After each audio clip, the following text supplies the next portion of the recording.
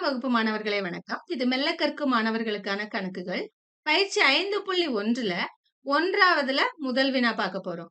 அதாவது முக்கோணத்தின் பரப்பு நம்ம புத்தகத்துல 3 கணக்குகள் இருக்கு.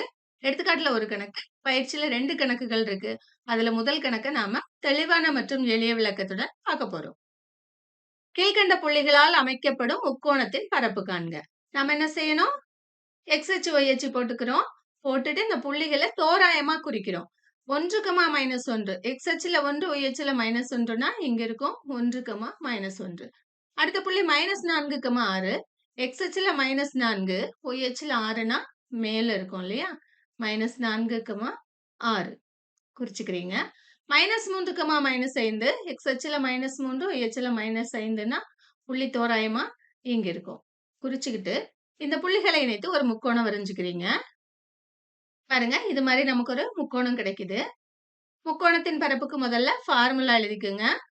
முக்கோணத்தின் பரப்பு சமம் அரை into x1 y2 plus x2 y3 plus x3 y1 minus y1 x2 plus y2 x3 plus y3 x1 சதுர அலகுகள். அடுத்து நாம கணக்க செய்வோம்.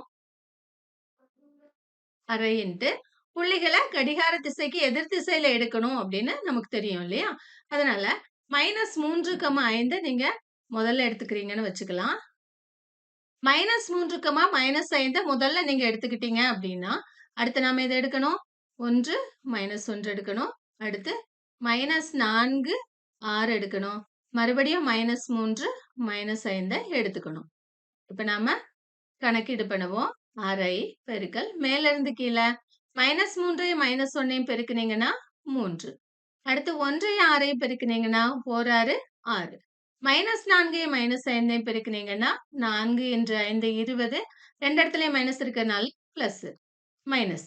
கீழ இருந்து மேல -5யும் 1யும் பெருக்குனீங்கன்னா -5. -1யும் -4யும் பெருக்குனீங்கன்னா +4. 6யும் -3யும் பெருக்குனீங்கன்னா -18. சிம்பிளிஃபிகேஷன் பாருங்க.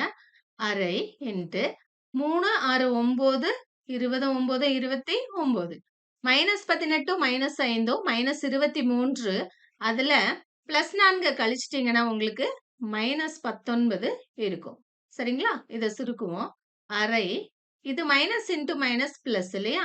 29ம் 19ம் எவ்வளோ அப்படின்னா 48.